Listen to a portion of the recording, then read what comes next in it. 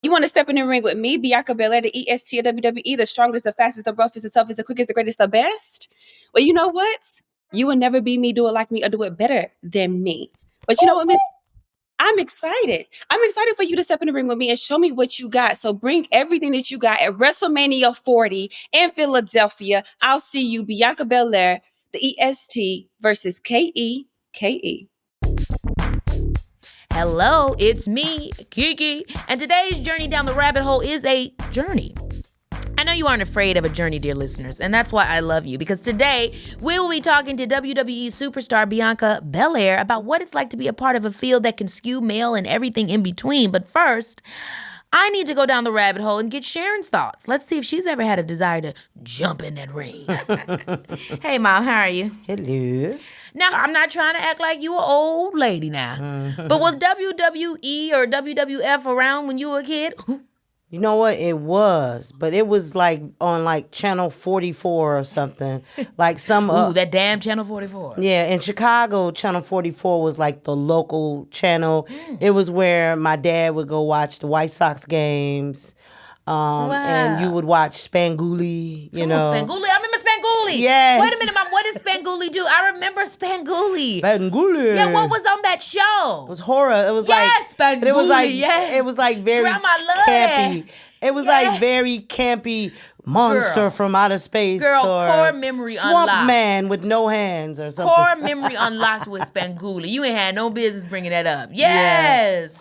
Yeah. So it was on that channel. So it wasn't as big and as prominent, but it was definitely around. And then it was the guys like had hair on their backs, and it was like were they kind of into the performative nature then already? Like were they already? Yes. Oh, okay, wow. It was very. And it was still WWE, or was it just wrestling in general, or WWF? You know what? I don't know what the league or whatever was, but it was definitely organized, and it was definitely it was matches, and it was definitely the stomp moves. And, Come on, stomp moves. And then they were notorious for, like they still do, where someone's doing an interview and all of a sudden somebody comes in and hits him upside the head or whatever. He's like, oh my God, he just came in and hit him.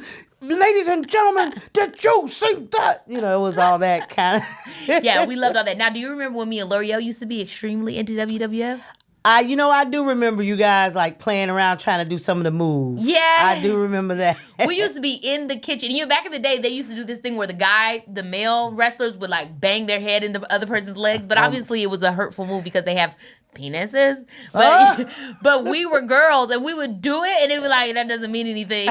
But we would still do it because it was like a crazy move. We'd be like head buzzers. Like we would make we had so much fun doing that. I imagine a lot of kids did that. Oh my gosh, we love, me and L'Oreal, I think about it all the time when we were kids. Like, because obviously wrestling is something that most people would think of little boys being into and stuff like that. Yeah. But we just never, we didn't play all into what we should do as girls or what we should do as boys. Right. She played with Barbie dolls. I never really liked Barbie dolls. I couldn't really get into them. I did like a little easy bake oven, and I liked that the dolls were pretty, but I didn't really want to tell stories. That easy bake oven was pretty cool. Those cookies were good. I lived for the cooking. Man, I remember I tried to take one of the easy bake oven cookies to Grandma, and I ate half of it on the way. Because it was so good. But we never got too into what was for the girls and what was for the boys. Like we just remember we loved the entertainment and the extraness of WWF, which then turned to WWE. I mean, Trish Stratus, Hulk Hogan, Hulk Hogan. He was so big when I was in high school. Like so people huge. Halloween dressed up like Hulk Hogan. Yeah, he was really big. Yeah, I mean, when you watch WWE, what do you think it is that people love so much about it?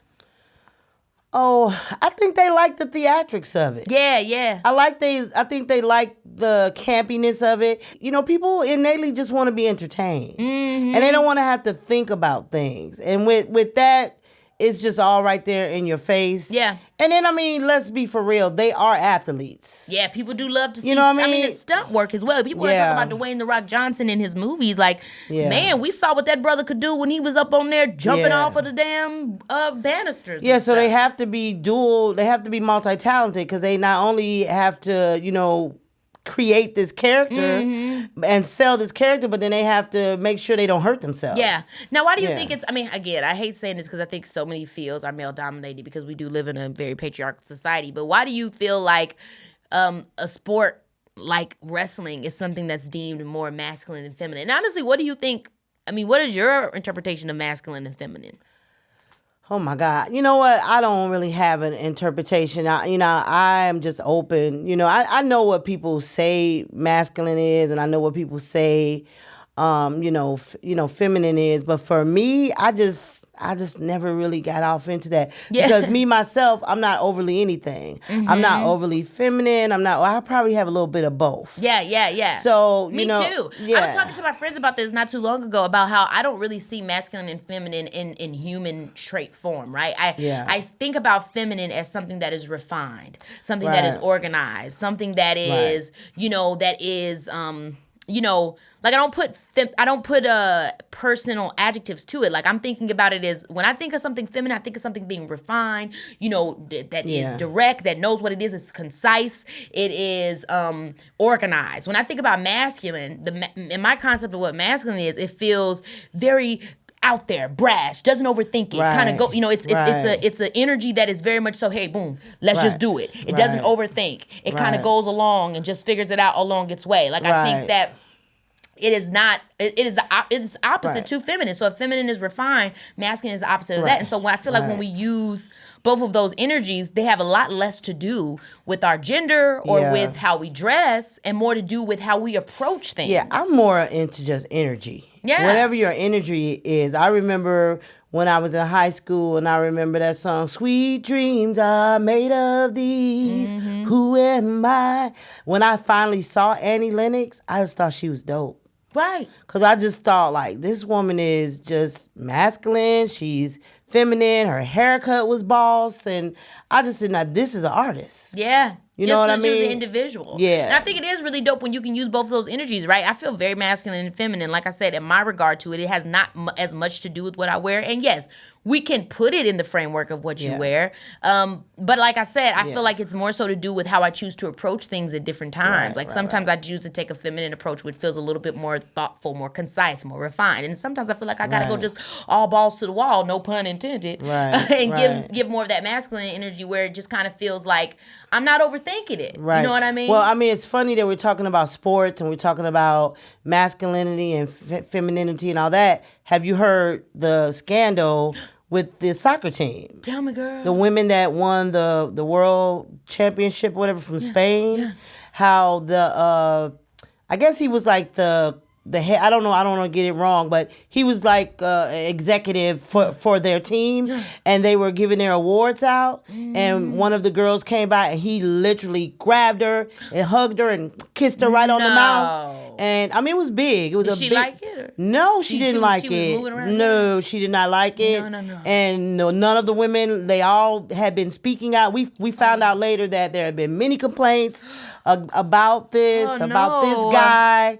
And then they asked him to, I think so far, I need to catch up on the news. I think he did agree to step aside until they do an investigation. But he would never have done a man like that. Yeah, I mean, it was very, he literally grabbed her, kissed her, and then hugged her really, really tight. Sometimes men really do think that again, women are extensions of their existence, or they are so full of themselves that they believe every woman wants to be with them. I'll never forget. I was at an event, and this man did that same thing to me, but I was like resisting. It was a room full of people, and he was pulling my head to kiss him. He was trying to get me to do something. He tried to pull my head to kiss him, and I kept pushing back. I'm like, no, I don't want to kiss you. I don't want to kiss you. And that's so intimate. And he was trying. And by the way, people were watching, and I remember my friend was like, are you okay? Are you okay after all that happened? But I'm like, how is I'm in a room full of people and y'all watching this man try to pull assault his head? You? Exactly. But again, if it's a handsome man or if it's a man of power, it's and okay. everybody feels like, girl, you should be lucky. Well, I mean, it's like, but I didn't want to kiss that. I don't know what them damn lips, man. Yeah, the ex-president of the United States said he told you how he could get away with it. He literally had a tape telling everyone how he could get the booty. What? And I mean, he said get the words, get the booty? He said the other word. Oh, he said slap her on the... No, he said... how to get the PUSSY. He said that. He literally said it. I mean, I'm paraphrasing, but he used that word and they still voted for him. So it's kind of like, this man is telling you because he's rich, because I guess some people found him attractive back in the day. He was able to do and get what he wanted to get because of those things. And it was like, they'll do it because of who I am type of vibe. Yeah. Sometimes it feels so exhausting. I hate to feel like that, but it's just like, damn, you know what I mean? It's one thing after another.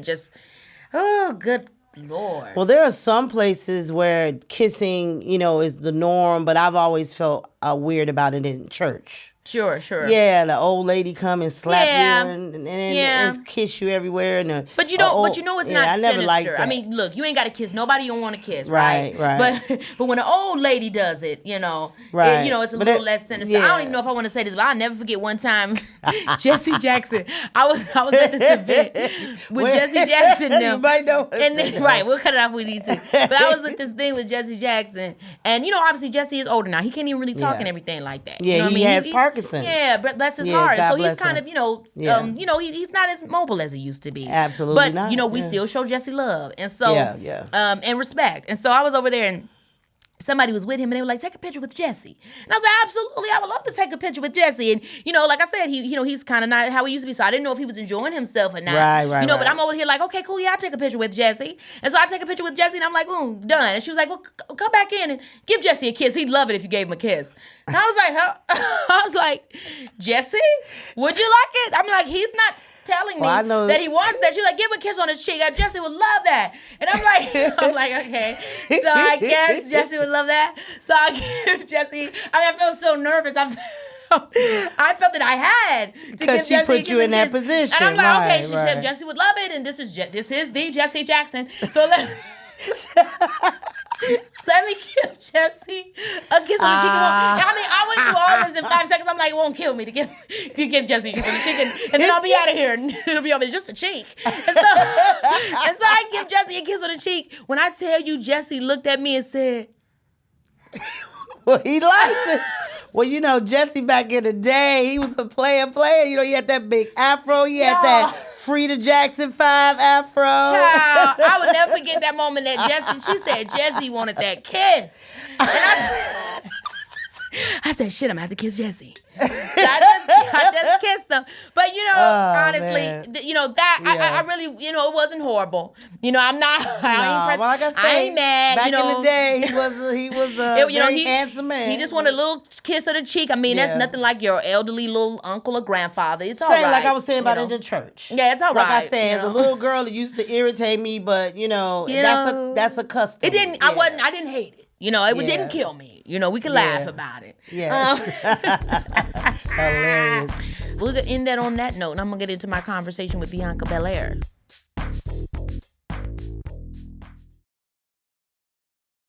Baby, this is Keke. Okay, guys, I am with a superstar here. No, really. She is a record-breaking WWE superstar, and I'm so excited to have her on the show. Please welcome Bianca Belair. Hey, girl. Hey. First of all, you look so cute. I'm living for this jacket. Is that a custom jacket?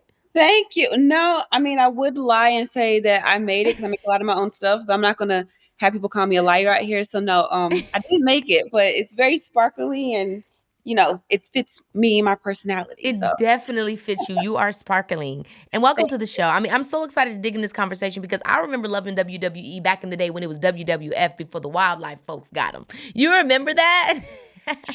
Yeah, well, for me, my journey into WWE is a little like unique. I didn't really watch a whole lot of wrestling growing up. My brother, on the other hand, was the one who watched it. And, when we fought over the remote, I would watch it with him.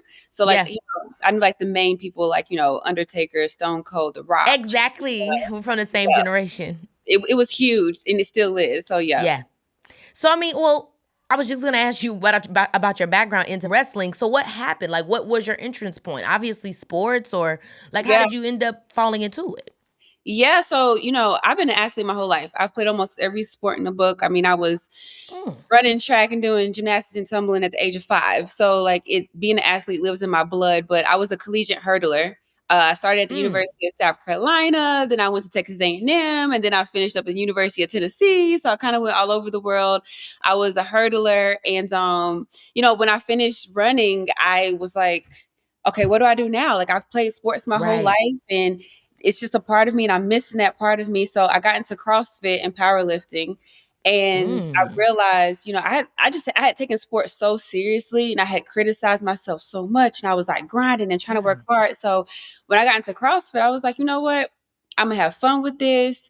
And so I started making my own outfits, and I started coming out there, grabbing the microphone and talking to the crowd and turning flips before I was like power cleaning and pressing. And Mark Henry, who's a WWE Hall of Famer, he saw a video of me. He's like, have you ever thought of being in WWE? Because you have the looks, you have the personality, you have the athleticism. It's a perfect fit for you. And I had actually started watching Total Divas. And I had to my mom like, Oh hmm, yeah. maybe I could be a wrestler. I never even thought about it. And so Mark Henry was the one that opened that door for me. And he Shout got out to me, Mark. shout out to Mark. He changed my life, but got me a tryout. And it took 2 tryouts. And I started in 2016. And I had no idea what I was getting myself into. Okay, well, let's talk about what you're getting yourself into, because obviously WWE, I think a lot of times we don't realize all that goes into it, not just from an athletic point of view, but also from a performance point of view. So Yeah. what was the training like when you actually did the audition and you decided to walk into it? What were some of the things that you found out? Because I remember they had that one movie. Did you see that movie about the one, oh my gosh, wrestler in London? Is it Paige? Yes, I watched this movie. A few Yeah, years ago? yes. Yeah. And I'm like, this is some serious stuff. Like, this is not like, 1, 2, 3 ABC. So talk about those first few months or hell, years getting into being a WWE wrestler. It was rough. I mean, I have been an athlete my whole life. So I was thinking, I pick up on things very quickly. I'll get in there and like do my thing. But no, I had no idea what I was getting myself into. Like, I walked in, I didn't know how to do a headlock. I didn't know how to do a wrist lock. I didn't know Come the on, name of the headlock. moves, nothing. And so when I came in, I was thinking like, okay, I'll learn how to wrestle. At the same time, I'll keep doing CrossFit, like, because CrossFit was like my love at the time. And when I Mm-hmm. got in, I was like, listen, if I want to be good at this, I got to let CrossFit go. I got to completely just absorb myself into WWE, hone my craft, because it is a whole other world. And it's not just the physical moves that you're doing. Like, yes, when I first came, I'm very athletic. I was able to climb up on the top rope and hit a 450, which is like a very high skill flip move off the top rope. But Wow. it, And that's yeah, from like, gymnastics too, that's from right? Yeah. gymnastics. So I was able to pull some things from my athletic background, but some things I wasn't. Like, the history of WWE is so extensive, and I had no idea where to start. I didn't know anything about the history, about the business. I didn't know, anything about, I think, the performance part. I think people watch Mm-hmm. WWE and they think, oh, you go in there and you do flips and you pick people up. But it's also a performance part. We Yeah. are, you have to draw people in. You have to make people feel something. There's storytelling, there's fuse, there's a protagonist Mm. and an antagonist. And at the same time, you're doing all of this on live TV. Like, when we're Wow. out there, it's live. When we're cutting, 5 minute, 2 minute promos, we don't have a teleprompter. And Uh, so it's and a so lot my that thing is, goes I into want it. to ask you about that, right? I've always been curious. How much of that do you guys come up with yourself? And what I Mhm. mean by that is it like you become friends with another wrestler and you're like, let's do a storyline and you guys work it out from there? Or do you guys have like directors like we do in acting and they're like, this is going to be the storyline. You're the one I choose. You're the one who the, corporation decides will be the face. Tell me what, give me your best shot. Because I mean, you guys are improvising out there, right? Mhm. I mean, you have the basis of what you might be doing, but the rest of it is just whatever you decide to do, I imagine, right? Yeah, I mean, we're sports entertainers, right? So you kind of get the best of both worlds. You get, like, it's action packed, like watching your favorite football movie, but it's also like the entertainment part, like watching your favorite TV show or soap opera. So yes, like Yeah. we might have bullet points, that we go out there and we have certain bullet points to start to and end. But in between, all that is improv. All of that is kind of on the fly. We're working together out there, but at the same time, it's live TV. So if Mm. being live TV, anything can go wrong. You kind of have to figure it out there, and you're working with your partner out there. The main goal is just to go out there and tell a story and pull the audience in. But a lot of it is on the fly. A lot of it is just improving and working with your partner out there to try to like create the best story and the best match possible because, it's two girls, we're out there, we're competing against each other, but the goal is for everybody to be talking about us that night. So it's not easy. And I always tell people, like, with wrestlers, you got to put some respect on our name because it is tough.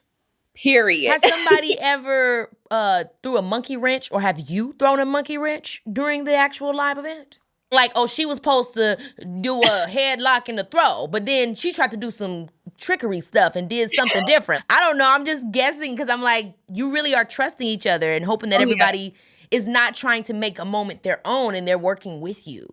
Yeah, I mean, for the most part, everybody's working together, but you have like my favorite person to wrestle is Bailey, and I would say she's the one that throws the most monkey wrenches out there. But they're funny monkey wrenches. Like she'll jump out. You're in the middle of wrestling Bailey. She'll jump out the ring and grab the microphone and start going off on everybody in the crowd. She'll grab a sign and rip it and throw it in the ring. You're like, wait, what is going on? And you kind of just have to go with it. So yes, a lot of monkey wrenches that get thrown out there.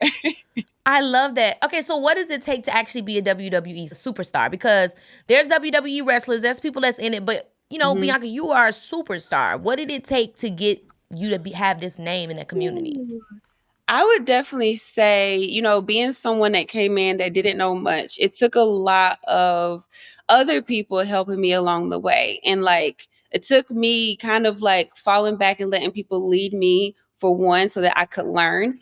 But also it takes a special it factor. Like you can see when somebody comes to the room. You can see when somebody comes to the room where like people like sit up a little straighter when they come to the room. They pay attention a little bit more. Like that person has like that it factor and are able to captivate that audience. But also too, like it takes a love for the sport. It takes a love and a passion for it because we are on the road like more than 300 days. We don't have an off season. But it also takes we do not have an off season. Like we are on the road almost, I'm wrestling 3-4 times a week. Oh my goodness. In between traveling, but it really just takes a love for the sport. It takes the it factor. You have to be athletic. You have to be able to adapt. And you have to be ready to go. Like in WWE, an opportunity will come out of nowhere. And all of a sudden you're main event WrestleMania. That's what happened to me. So you have to be ready to go when your number gets called. So I always say, like, you got to stay ready so you don't have to get ready. I know that's right. And I think it's cool, too, because your husband, Montez Ford, he's also he's a WWE superstar himself. I know that's right. Come on, Ring. Yes. Did you guys meet? I imagine you guys met at WWE, correct? Yes. Yeah. So y'all met, and it was just kind of love at first sight. Was it a slow build and burn? No, it was love at first sight. Like he was here for a year before me. And I started working in WWE 2016. And I remember I saw him for the first time and I told my friend at the time that was a wrestler too. I was like, "Oh, that's a beautiful man. Keep him away from me." And they didn't keep him away from me. So but he got injured and like disappeared for a couple of months, and then he came back, and one of the girls, she threw like a dinner night to get everybody, the new people, everybody, can get to know each other. And he was there, and I went after him, and I was like, "Ooh, I think I love him." And I know that's right. And then I accidentally gave him the wrong number that night. So, but now we're married, so it doesn't matter, right? I love that. Now, what sign is he? Because I know you're an Aries. He is a Gemini, but it's funny because every time I tell people that my husband, who's Montez Ford, every time I tell people he's a Gemini, they're like, "Really?" Because he's not your typical. You don't give Gemini. that Gemini energy. No, he's not. Like my husband is. He doesn't have like those split. He doesn't go back and forth. My husband's like so full of joy, and he's always on 100. Like.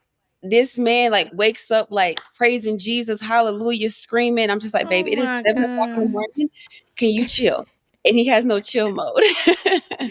I love that so much. You need that kind of energy, especially with what y'all do and the kind of schedule that y'all have. So I'm glad that you guys have each other, because it's good that somebody knows what you're experiencing. Obviously, y'all are individuals, but it's good when somebody just gets the world that you're having to work in and where you're coming from. So let's get into these outfits. Like you said, you love a custom moment. And I mean, I think that the outfits are part of the performance as well. The type of style Yeah. you bring to it, what type of story you're telling, how much you put where you're from into it. So, Mhm. how would you describe your style, and how much fun is that for you? Well, yeah, I will say like what we wear in our style is a huge part of what we do. Like that's the Mm. first thing that people see. It's your brand. It shows people who you are, what you're about. So for me, I would say, my style is I would say it's a mix between like sporty glam. Like Mm-hmm. I love Beyonce. I just went to Beyonce's concert and listen, Okay. I was so inspired by her outfits. But Missy Elliott, like Yeah, that Missy Elliott's sporty everything too. glam, like very unique, eye-catching, colorful, sparkly. So that's what I'm all about. Like that, I feel like that's what kind of describes me. So I always have some type of like rhinestone sequence, gem, some type of like Mm-hmm. element like that. And so, Yeah. but yeah, I'm making so all of my gear that I wear. You make it all. It's giving Beyonce Mama Tina knows. You actually making your own gear. I make everything. Now, is that a personal thing for you, or is everybody making their gear? No, so most people they have, they get seamstress and gear makers, but for me, I tried it, and my thing is I'm very picky, and I'm very like Mm. hands-on, and I'm very particular. And so I tried a gear maker when I first got here, and I'm like, I can't tell them the vision that I have. And so but I used to sew a lot when I was a little girl, but it was more so like, the little cookie jar Mm-hmm. that's in the closet that has everything but cookies in it. Ours had a needle and thread. So I used to just sew random things in high school. And then when I got into CrossFit, I was making my own stuff. And then when I got here, my husband bought me my first sewing machine. So Ah, I've learned everything from YouTube. I haven't taken a sewing class. I'm not like a professional sewer. And so I like to make my own stuff because it just I don't know. I it's so love the unique. process. Yes, it's a creative process. And like when I watch myself at WrestleMania, when I watch myself in a video game, or when I see my action figure, I'm like, that's the gear I made. And it gives me confidence. Like when I get in the ring, I'm like, sitting across from the girl, I'm like, I made my own gear. What did you do? Like, Okay, period. I live for that. Where do you get your inspiration from for your gear? I mean, I know you said like, you look at Beyonce, Sporty Glam, mhm, Missy Elliott. Does the time of the year, colors, etc. What yeah. gives you your vibe when you sit down and you decide to just design something? I try to look at like what's going on. Like one of my favorite gears I have is from when I was in NXT, which is the developmental program you go to before you get to like Raw and SmackDown. It was Black History Month, and I made a Yeah. Black History in the making gear. I think about the time of the year. For instance, we just had SummerSlam, which was in Detroit, so it was like a motorsport vibe. And so I made like a motorsport type of outfit for Oh, that's so WrestleMania cute. that was in Hollywood. I made a gear that had like a Hollywood Walk of Fame star with my name in it because like that's my goal, and like we're in LA, so I try to just look at the Ooh. themes of things where we're at the time of year and kind of just capitalize off of that. I love that. I love that. Now, wait a minute. You just got me caught off guard where you said, Hollywood Walk of Fame, a star. What do you think about where you want to go from here? Obviously, I'm not saying without WWE, but when you think about Yeah, growing even beyond WWE, what are some of your dreams? Because we obviously know Dwayne "The Rock" Johnson, so we know yeah. what he did and how he made history coming from being a superstar wrestler. What do you see for yourself? What are your other outside dreams? I mean, fashion. I mean, is it Yeah. acting? What do you think? I mean, definitely fashion. I love fashion. I want to, eventually get more into like the fashion game. Creating my own fashion line one day. But of course, acting. I feel like I've always had that in my blood, even from a little kid. I didn't know. Like I remember my mom asking me when I was a little girl, like, what do you want to be when you grow up? And, some kids say, a doctor, a firefighter, teacher. And I was like, I don't know. I just want people to throw roses at my feet. I know that's And right. my mom was like, "What?" And but basically, I think I had seen something where someone was on stage and acting and performing, and in my mind that Yes. correlated with people throwing roses at my feet. So I didn't know how to like articulate that when I was younger, but now like my mama, we know now that I was saying I wanted to perform, I wanted to be on TV. Absolutely. Yeah, I've always had that in my blood. Like at one point, I wanted to be a newscaster just so I could be on TV. So. Yeah. Um, I Performing. love yes, I You have a wanna natural perform. knack for it, Yes. charismatic and it feels good. I mean, I can relate, obviously, like as a performer. And a lot of people think it's just on the basis of, being adored, but there's a feeling that you get when you know that you're exchanging something with Yeah. people and that you're affecting them, and honestly in a positive way. Like, you're making Yeah. them laugh, you're making them get excited. If it's an act of service in a way, you know what I mean? It Yes, is. people quote unquote praise you or you're popular, and that's one thing, but it really does feel good to perform for people. So I understand like your passion for that. Yep.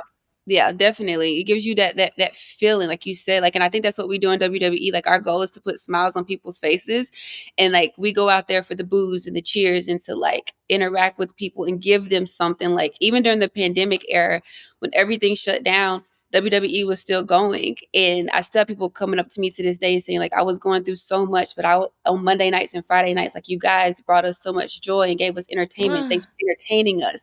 It's that feeling that you're talking about. Like, that's the feeling that Yes. I love. So yeah. I know, it's appreciation. I love it Mhm. too. I mean, obviously, you're very successful. It's taken a lot of work to get here. Like you said, you guys are working 3 to 4 times a week, not a ton of breaks, et cetera, et cetera. How do you take care of your mental health? Being a big boss, and you're married, so you got a husband that needs you. You know what I mean? You guys need each other. And I don't know if you have kids on the horizon or if that's something you think about, but when we're thinking about having a full and balanced life, it's a lot to think about. So I'm curious, like, how do you, try to keep your work-life balance balanced? Yeah, it's hard. I'm someone that's actually struggled with mental health in the past. When I Same. was in college, I struggled with Oh depression. I was no, on medication. I know that kind. I was hospitalized at one point. I'm the same way. I've had my own struggles as well with Yeah. depression and anxiety and all that kind of stuff. Yeah, and I've had my own personal journey as well, so you understand where I'm coming from with that. So I feel like I'm not going through it right now. I've gone through it, but it's still, you still have those triggers, you still have those things that you go Yep. through. So I'm able to, identify those triggers, or identify when, like, okay, I need to take a little mental health break. I need to focus on my mental health. And I feel like self-care too, like, I feel like some people think that it's, you have to go to a spa, you have to sit down and like meditate. You maybe if that's for you, but sometimes for me it's like, listen, I just need to rest. I need to just lay in I bed and couldn't agree binge more. watch and eat, and maybe take a day off from the gym. But it really does help that I have my husband who's in the same business as me. I always say, like, I'm so blessed to do what I love with the person that I love, and I'm with Oh my someone who gosh, yeah. understands what I do. Like, one time we planned a vacation, and we're like, oh, we're gonna go home. We have a week off. Maybe it was more like 4 days off. And we're gonna go on a vacation, and we both got home, and I was like, I don't want to go. I don't want to get on another plane. I don't want to stay in another hotel. He was like, me neither. I get it. So we're able to Oh, take care of each other, and he's there for my highs, he's there for my lows, and I do the same thing for him. that is such a blessing. That's what it really means to have a teammate and a partner. So God was Yeah. definitely looking out, girl. Um, so has it ever occurred to you, or has it ever been a worry when you think about the fact that, you're a fan favorite, you know what I mean? And you are a public figure, but that puts us out a lot in the public eye. Yeah. Have you ever thought, okay, what if I'm not their fan favorite? How will I respond if the tides ever change, or if I'm put out there on Fun Street, or, obviously as a public figure, we deal with that. Yeah. Have you ever wondered how you would respond? I mean, yeah, I think that's always in the back of our heads, especially, we have this dream of being successful, and in WWE, especially, have this dream of like being the face of the company. But with that comes more Mm-hmm. eyes on you. And sometimes you get paranoid, you're like, Yep. oh, uh-oh. And you're like, everybody's like, this could all be temporary. One minute you're on Mm-hmm. top, next minute you're not. Like, it's very hard to get on top, but it's even harder to stay on top. So Mm-hmm. yes, like, It's I very definitely, true, that last part. yeah, and I definitely think about that, especially like, with I'm very big on representation. I feel like I'm still Mm-hmm. very big on it now, but before I was so like, okay, I have to do this the right way, and I have to do I'm going to make Yes. sure I'm doing this the right way. And then I started realizing, just do it your way. And Yeah, it can be hard, especially being a yeah, minority, to think about always wearing that on your back. Because, we're black, but we're yeah, not a monolith. I'm not the same kind of black girl as you. I'm not the same. We're not from the yes, same place. We're different, but it can be hard. I know for me in my career, like, man, you're a public figure. Things are happening. You got to stand up. You got to do it yeah, the right way. You got to say it the right way. You got to do all the right issues. Like, it can end up making you feel, like, I mean, Dan, you realize I'm not God now. I can only do Yes. the best that I can do. Yes. But that is something I think a lot of minority entertainers we experience because Mhm. we know what our community is up against and we want to represent the right way and we want to do the right things. But also, I'm an entertainer. You know, I'm not necessarily a political official. That's what I feel, and I had to like be less like stop putting so much pressure on myself because sometimes I felt Mhm. like I'm actually doing this to myself, you know? And- Absolutely, for sure. You Yeah. know, and I was like, I want to make sure I'm doing this the right way, but it's like just do it your way and you're Yeah. going to influence the people that you need to influence. And, you know, sometimes showing up is simply enough and showing up as you and stop trying to do so much. That's So exactly what I was gonna say was that showing up as you is simply enough because I'm telling you, man, I loved wrestling when I was a kid. I never saw anybody like you. And what I mean by like you is somebody that, yes, looks like me, but that's cool, that's chill, that's funny, that, you know, like you, when I came on, we like, yeah, period. Like, it's just like you feel like somebody that's my friend. You know what I mean? And I okay, never imagined that somebody like you would be a superstar, you know what I mean, in this space. So 100% showing up and just being you is like enough because it yeah, already brings so much nuance and so much growth to where we were and where we are now. So yeah. yeah, you definitely should be proud of that. Thank you, thank you. I see y'all. Y'all my Now, cousins. okay, come on, cousin. Now we got to get the cousins what they really want to know, which is what is your workout routine? Okay, Oh, because that's the real tea that we need, Miss Lady. ooh, okay. So okay, I'll start with diet. I'll start with diet. Oh, I'm My scared. diet is actually I actually don't diet. And there's a reason for that. I struggled with food a lot in college. I struggled with eating Mm. disorders in college. I'm sorry to hear that. Oh, it's thank you, but I feel like it's it worked out not for the best, but I've learned from it so much. Like I dealt with Yeah. eating disorders in college and I dealt with like binge eating and bulimia. Like I was far gone, you know?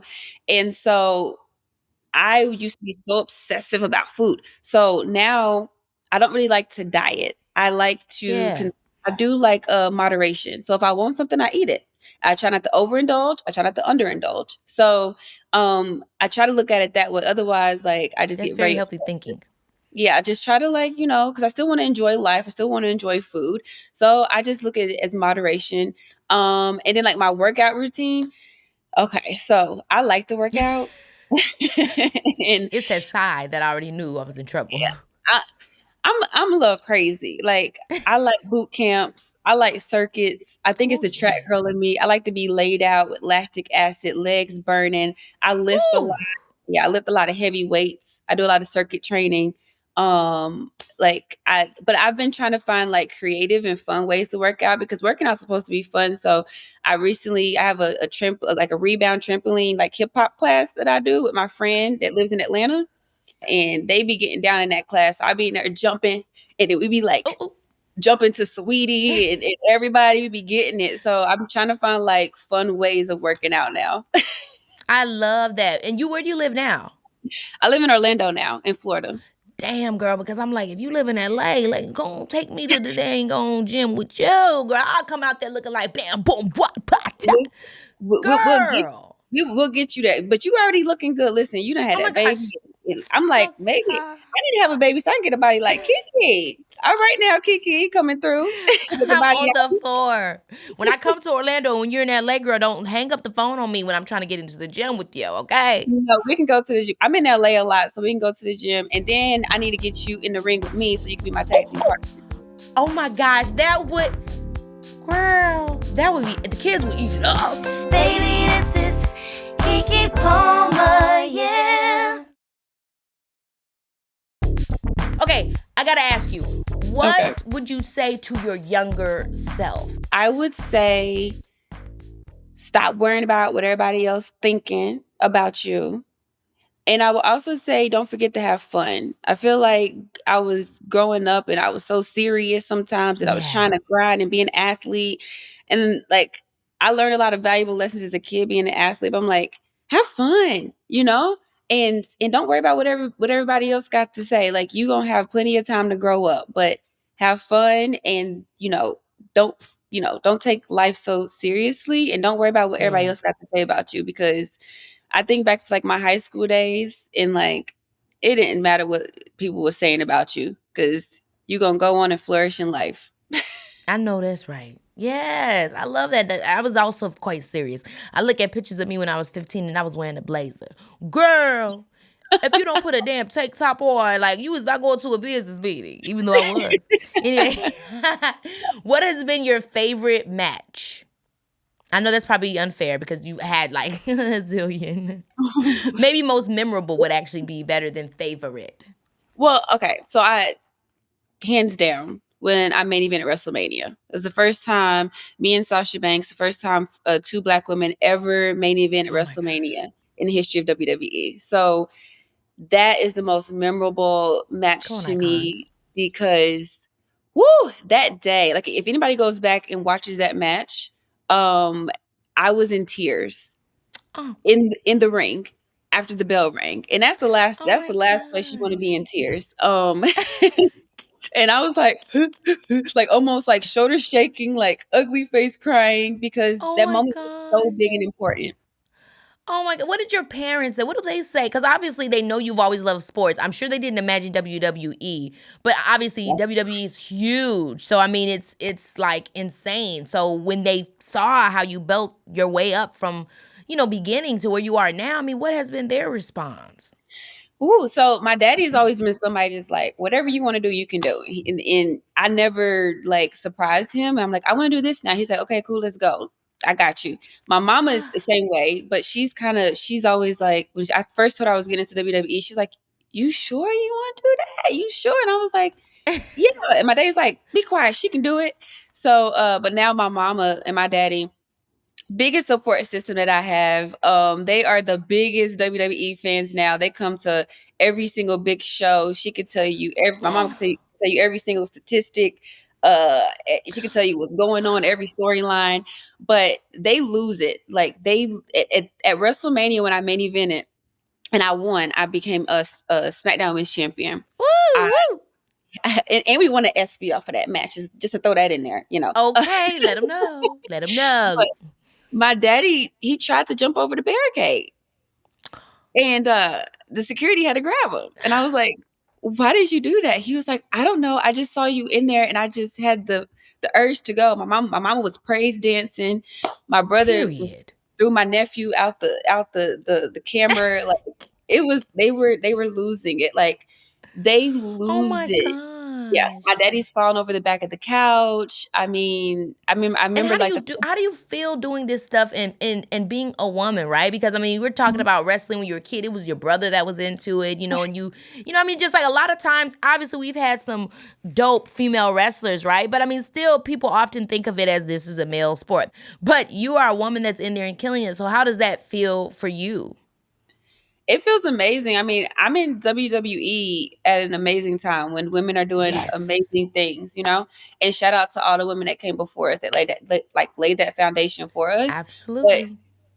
we're main eventing WrestleManias and we're main eventing like on weekly basis on Raw and on SmackDown. And our roster is so amazing. Like what I love about our roster too is it's so diverse. And like every single woman in the world can look at our roster and see somebody that they relate to. Like, and even we were talking about how like Black people are not a monolith. Like even every single like different types of Black girls can look at WWE and Yep. see someone that they relate to. Someone has the same interests as them, They and give that's me what's chills. amazing. And so our roster is amazing, and I love it. I love that we're going out there and we're putting on these great matches, and people are talking about us. Like one of my favorite moments that I got tweeted by this lady. She was at a wrestling show with her son, and he was like, "Look, mommy, she's doing all the things that the boys do." And he was talking about me, and I was like, "Yes, I am." And it's really cool because we talk about how it's so important for little girls to see women in this spotlight and see women in this, in this position to show them, like, be representation for them, show them, what the world holds for them and their possibilities.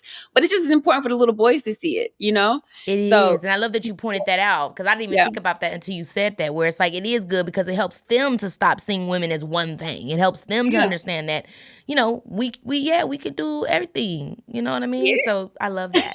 Well, Bianca, today has been so much fun, and I've loved getting an inside look at your world. But of course, before we go, always on Baby This Keke Palmer, we have games. And so I want to play a game with you called Okay. Questions That Need to Be Answered. Now, you are known as the EST of WWE because you are the fastest, the strongest, the quickest, the roughest, and the toughest. So today, questions that need to be answered are going to be about your favorite est things. Are you ready?